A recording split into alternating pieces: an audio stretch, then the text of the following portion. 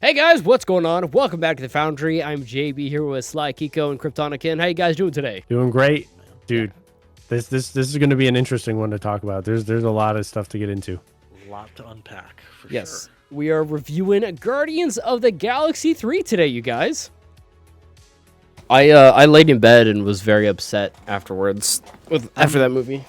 I'm honestly relieved that we didn't review it yesterday because I needed time to process it. Yeah. It was just so overwhelming emotionally. Me personally, I enjoyed it because it made me feel... It made me break down. Yes, it actually made you feel stuff instead of just being, oh. I also enjoyed feeling, but I feel like it played no major anything. It was pointless, and there was no recognition. There was no fucking, like... It had no impact on Rocket whatsoever in any of the flashback sequences. It was like... It was completely pointless.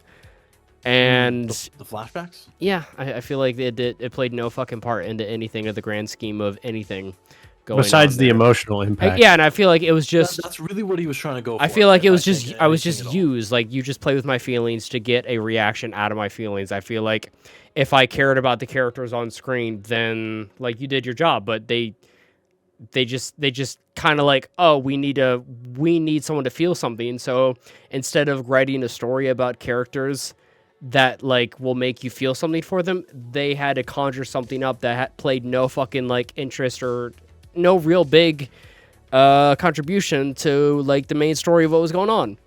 True. Which is, like, something I didn't enjoy. I mean, like, the backstory was cool, but I feel like it was just, like, dream sequences and shit, which it was nice, you know? I see what you're saying, right. Like, it didn't contribute to present day. I wish... Yeah. It could have had a bigger, like... We could have seen a flashback sequence, which then, you know, was then impactful somehow in what Rocket was doing in the current day. Yeah. But instead, he was just like, he was laying there the whole time and having these exactly. flashbacks. I think that's why it was. That was my issue, was they made that creative decision to essentially sideline Rocket for half the film. Fucking didn't like that either. And because we love Rocket. We want to see and Rocket. The other half he was in there, I felt like, I don't know, I felt like he was stripped. I feel like this movie pulled every single punch ever. Really? There was a lot going on. Yeah. To me, this movie felt like it was all about finally, like, owning up to what all the characters were struggling with. I hated it. Like a personal development film more than anything. Yeah, I agree with you. It doesn't feel there. like the other Guardians movies. Which it's good in its own different way. I feel like the soundtrack was not good. It didn't stand out like the other films, which is really disappointing. I feel like the dialogue was really cringy. I feel like it was every other Marvel movie when it comes to their comedic dialogue. Really? Really lame. Yeah, I didn't think there was anything that was funny whatsoever. Damn.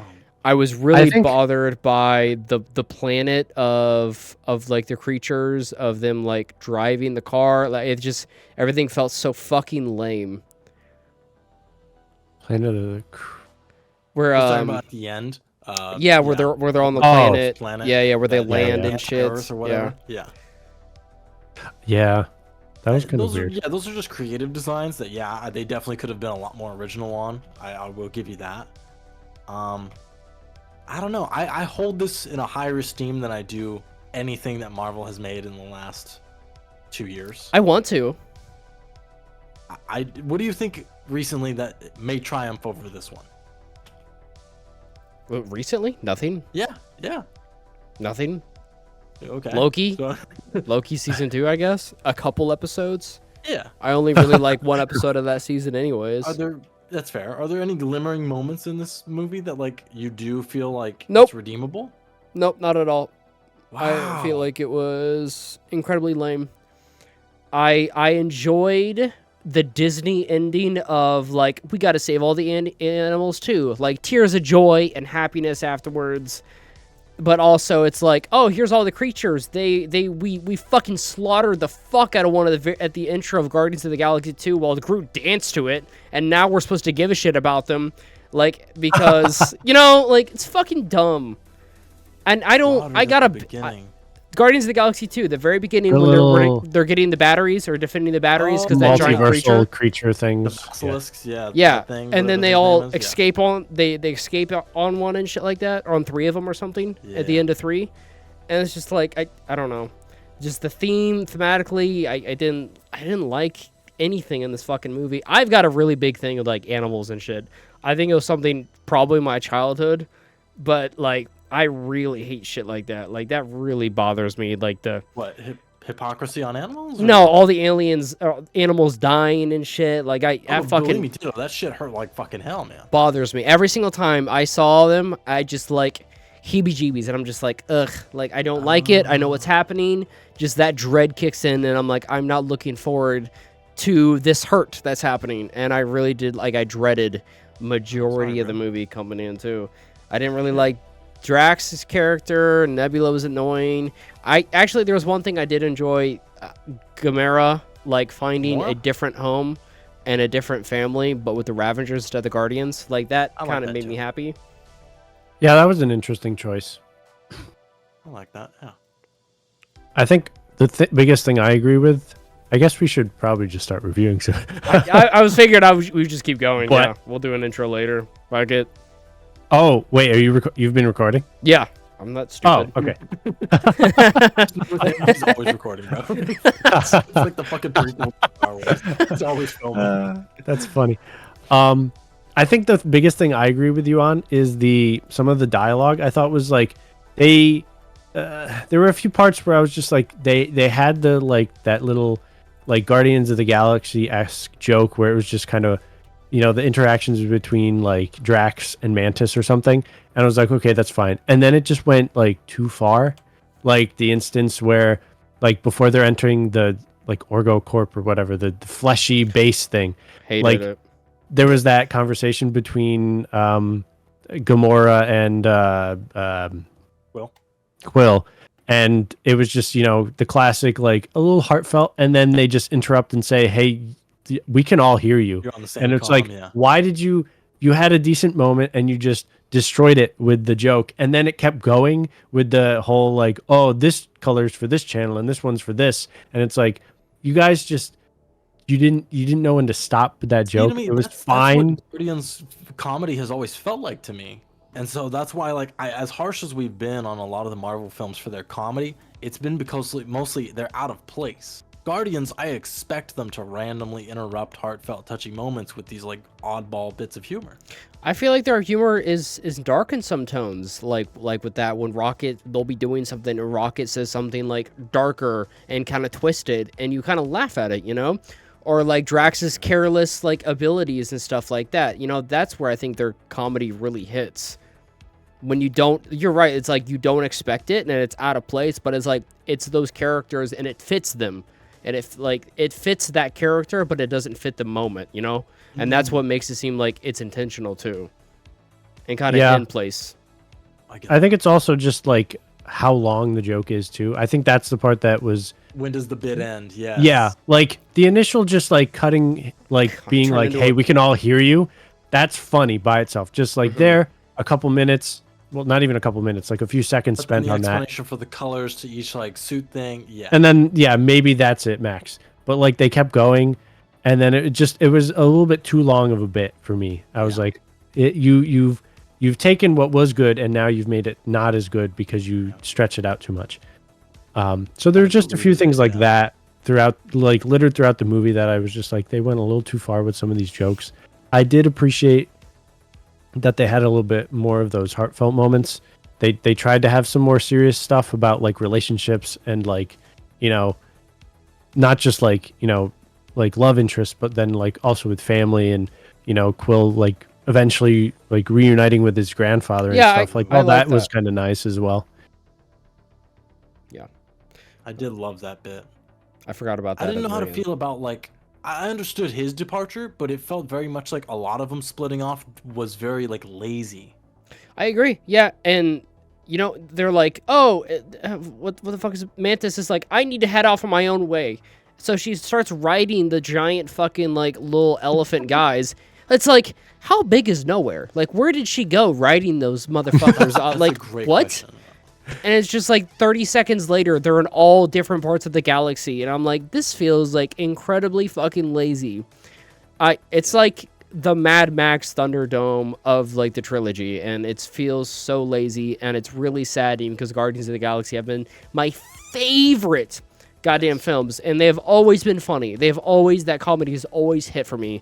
Like, a lot of times it's been lame before, but like that stuff has always hit really well. I don't know what James Gunn was doing, if he was focused on some motherfucking Blue Beetle or some shit during this, but I hope not. yeah. Me personally, I loved this movie. I have a little, a few complaints here and there, a few nitpicks, but overall, I mean, this was like the first thing from Marvel that I watched, and I didn't have a bitter taste in my mouth. But now that I'm looking back on it, I think the reason why I don't resent the movie so much is because of the flood of emotions that kind of like flooded my brain. I was just bombarded with like sadness, and so it's hard for me to critique it because I'm too busy wiping away tears the whole time thinking about, God damn it, why am I over here losing my shit over like, a CGI is that raccoon? sadness like really does that sadness mean anything to the plot though? Doesn't do anything for the plot or the story at all for me. For me, it's for their growth. Each character had a little bit of growth, and I do appreciate some like shining moments. Rocket coming to terms finally and realizing, that is my favorite scene in the entire film, actually. The revelation that he finds out he is a raccoon. He never believed it. He always thought it was a slur, truthfully. And then he finally reads it, and he's like, oh shit. Ah, damn. And I love the symbolism between him and Quill in this movie, because it feels as if they're both were taken from their home planet, and they've both been running the whole time. Quill never wanted to go back, and then Rocket never wanted to like own up to this shit. Now, I agree they did a shitty job highlighting it in the flashbacks, what he was running from. I think they should have focused more on that, because those flashbacks, especially the last one, that thing hits hard, and I'm really bummed that they didn't, focus on it more. That was the biggest shock to me. I did not think that was going to happen, and then I just started crying profusely, which was not fun. But goddamn. I really wish that we saw Lila alive. I feel like that would have been great. I feel like I would have been a lot more happier. And I'd be a lot more happier if they went there, confronted, and then she got killed off or something. And then all the other characters and Guardians would see him go through that change and that growth together, Because I feel like it's a very, it's Guardians of the Galaxy. It's not like, hey, this one character's going through it inside of their mind. Everyone else, will just have to assume that it's happening. It's just, it just did not mean as much to me. And I'm glad you liked it. And off screen, yeah. And I felt like a lot of emotions too, but it felt fucking cheap. It felt like they did a great job writing a very sad story, and it was terrible. It fucking was awful, But it felt very cheap to me. And I feel like they were just plucking at my strings to just to have an emotion. It's like this emotion does nothing though. It's just by itself with no context. It's just there when I can't relate it to the story that we saw. It kind of stinks for me because, yeah. How did we feel about the introduction and arc of Adam Warlock? Lame. I thought it was. I don't know. I think it did okay, but I think the problem is they had too many characters. I think they had a little bit too much going on and too many characters to, like, the Guardians of the Galaxy themselves has a larger cast now, so they have to juggle a lot more personalities and characters interacting. And then they just had a bunch of the returning characters from, the other movies, this new villain guy, and just there was a lot going on, and I think that's one of the weaker points. So it the introduction of Adam, than they could chew on this one. Yeah, I will admit, I will concede that point. Yes. Yeah, there was just a lot of threads going on, which can be done fine. It's just it seemed like having Adam introduced didn't seem like a necessary part of it, because I don't feel like he did a whole lot except interject every once in a while and cause some minor nuisance. for what they it were was doing. interesting. I did appreciate seeing his humor. You He know, was the whole, funny. like, I was he's gonna kind of say, a moron because he- he's like a child. Yeah. Yeah. I thought he was funny. I He was thought funny that as part fuck. was good. I agree. It's just an imbecile 10 out of because 10. he doesn't understand. He nailed the role. He nailed the role. The Guy was a fucking imbecile. the people that experimented on Rocket and their whole place and everything, I didn't feel that was highlighted enough and made feel too important. So I wish they did a better job kind of explaining what the fuck was going on with that whole thing and the relation Alternate to, Earth and Yeah. everything. Especially by the end of the film where he's like, you have an obsession with this raccoon. You need to let it go. Like, and then they turn on him. It's like, okay, you guys didn't build up to this at all until just now. Yeah, I think that should have been highlighted a little bit more. Like specifically, I think they called that out a bit throughout the movie, like why he was so interested in Rocket specifically because he was able to like think. Yes. But I think they needed to make that a little bit more obvious. I think And they like should have what done he was something trying a to little do. Also, different with why did they wait 3 movies of introducing this character for him just to now to go after him? Why because didn't he? it's creativity. You know, they never plan things well enough ahead with these ones. For the individual films, let's face it, they're always like just one at a time. They don't do a very good job of teeing off the next one. When it comes to like the big franchise ones like Avengers, they tee it off. Well, I tons mean, of like films in it's been advance. it's been Rocket's whole life cycle that he escaped. You know, it wasn't recent or anything like that. Like it was when he was a baby, and now he's a full grown like adult raccoon. Yeah. So it's like he's had plenty of time to grow, and the main baddie has had plenty of time to go after him too. So it's like, yeah, it just feels kind of That led to very the whole other convenient. thing. Yeah, even the villain, you know, the High Evolutionary brought that up to the the gold people. I can never remember their name. He's like, you guys knew about 89P13's existence and you didn't think to tell me, and like we didn't know you were looking for him. It's like, okay, well, like if this guy's so important to you, my issue here really with the storytelling, this is my big only complaint really, is I wish instead of highlighting how he wanted Rocket's ability to like think freely and like creativity, because that is awesome. I think the truth is they should have focused really on how insecure it made the High Evolutionary feel. He made something that he couldn't, one, recreate ever again, kind of ironic, isn't it? That was able to outsmart him. Yeah. He made a fucking raccoon that could think ahead of him. And he could not ever make another raccoon like that. Otherwise, he wouldn't have needed him. So, where's the issue? That's my issue with the storytelling. James Gunn dropped the ball in that regard to me. I'm like, you know what? That would have been the easiest way to like kind of tie him down. It's like a personal vendetta because he got outsmarted by this thing. He made something better than himself, and he's all about bettering the universe. You put so So, much more effort in explaining this than anything it did in the movie. Just saying. Sorry. No, I'm saying like it's nice to like because I think you're very, very, very right, and it makes a lot of sense if you think about it. It's just wish they put in a little bit more effort into that as well because, I mean, behind, it's just I wanted it to be better, but I was like I don't think it's gonna be great, but I mean like it is in a vacuum. I think it's I think I'd like it more like it out of play just itself in a vacuum. I think it's fine. It made me feel a good movie, good action. I felt very good and happy about the outcome of him defeating the villain and getting what he deserved, you know. Yeah. I'm very happy about that, but as like the outro for the Guardians, as in we'll never see them again, that kind of saddens me a little bit.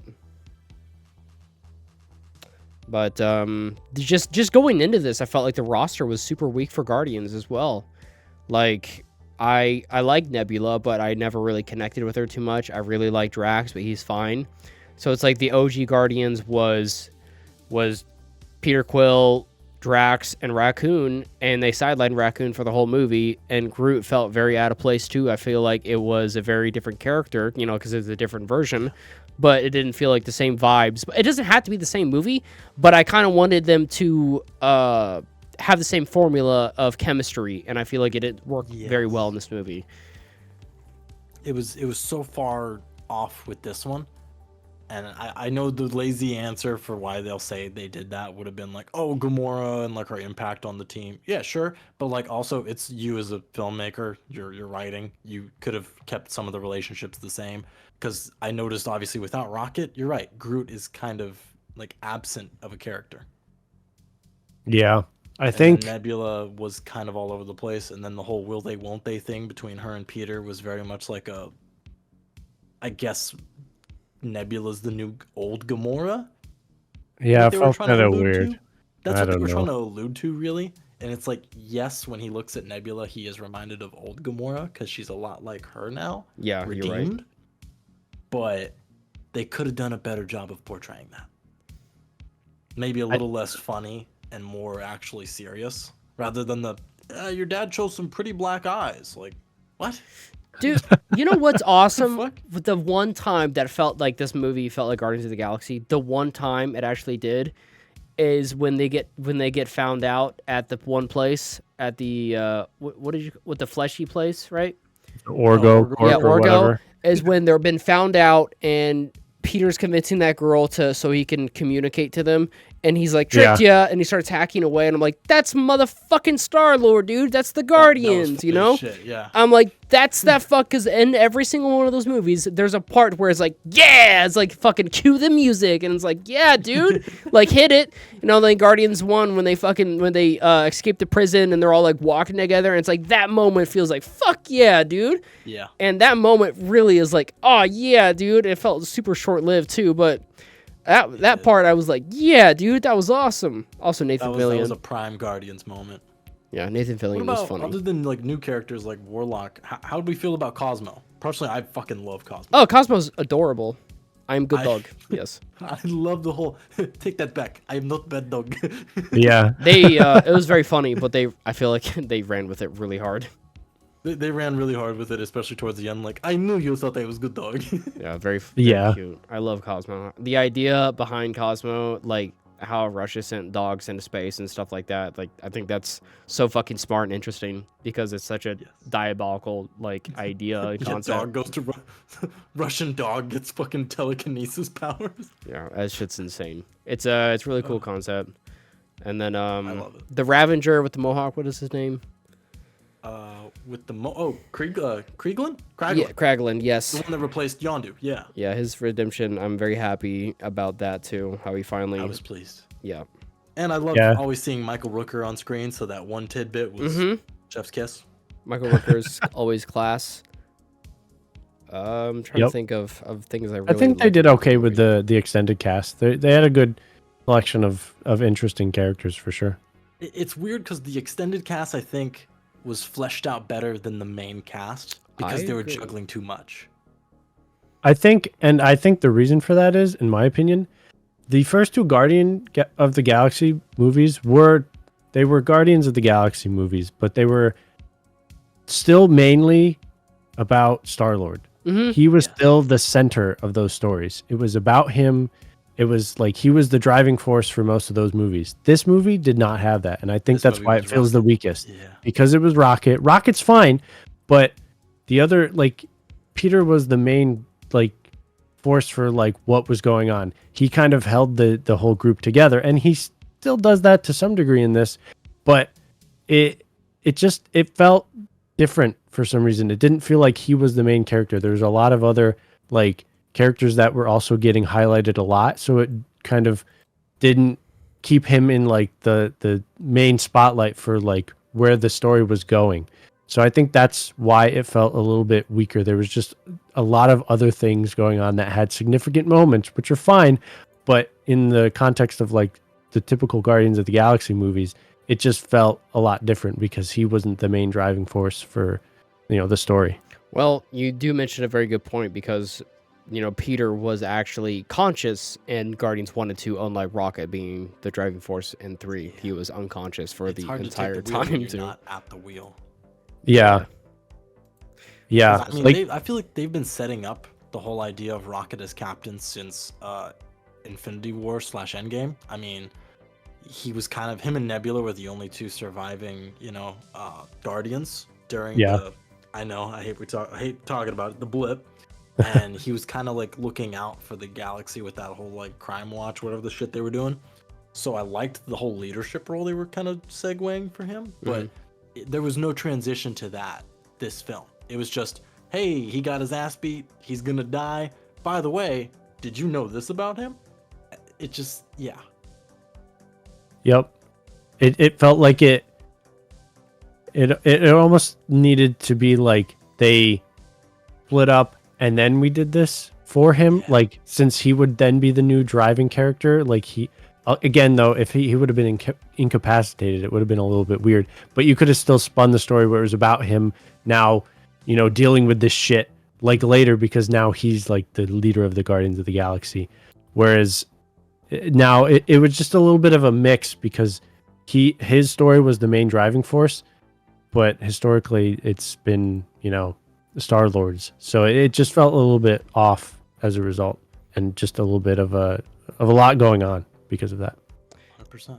Yeah, I don't think this movie is bad. I think what they set out to accomplish, they did it, and they did it well. But I personally, I have a lot of problems with it. That's what, like, a lot of my thing is, like, I personally did not like it. I had a lot of issues with it, but, like, objectively, I don't think it's bad at all. It's just Definitely one of their better things recently. So It just doesn't hold up to that same standard that Guardians 1 and 2 did.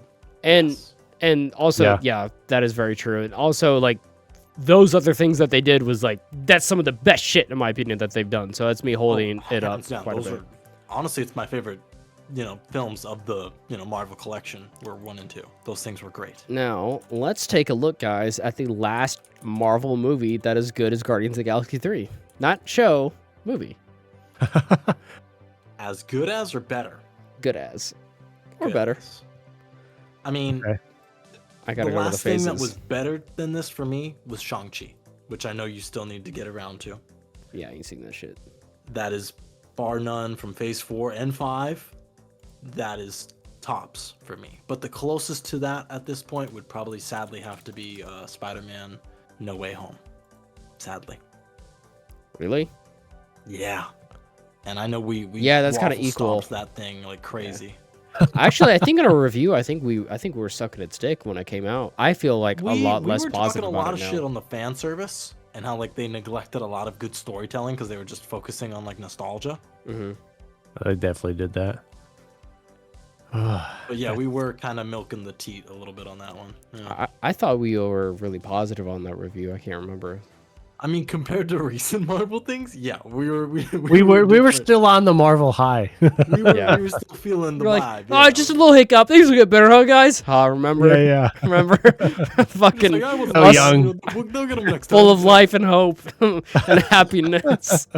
How Now we naive are with- were. Now we are with full episodes and seasons getting dropped at once now.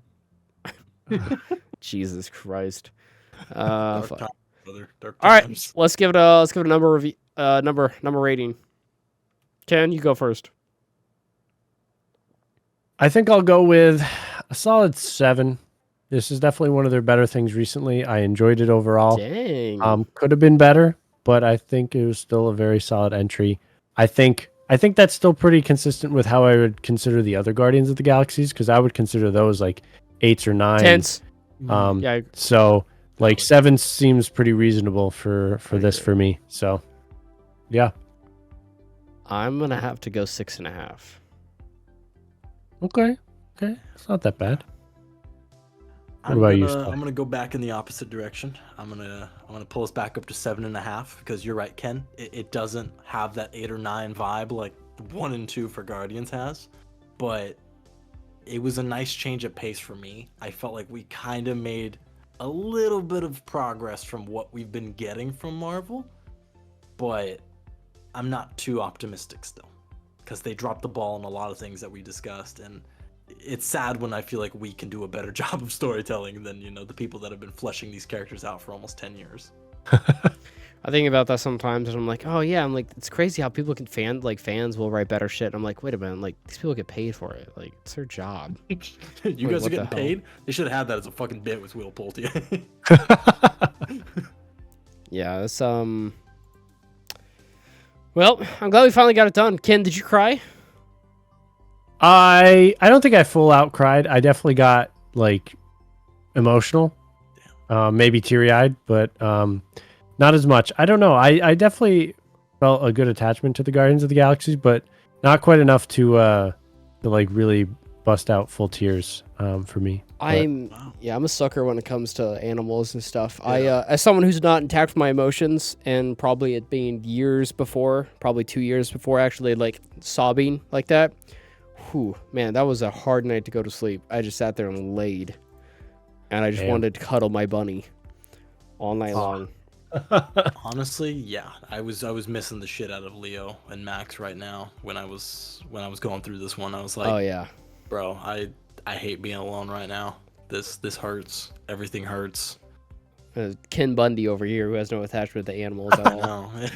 No. That's actually really funny. I mean, you say that, but like it kind of makes sense. I didn't really have pets growing up, so I don't have that same kind of like connection to like pets or animals like in that way, because I just didn't grow up with like a pet at all. So I definitely care about animals, but just not to the same degree. You don't have that direct kind of like link to one world. Yeah, because it wasn't like in my childhood as much. So it doesn't quite hit those same like feelings for me when I see stuff about animals. Like it still is upsetting, but it doesn't like reach into my core.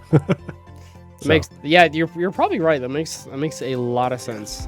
That's why one reason I really don't like it, because I'm like, man, I did not want to experience that at fucking all.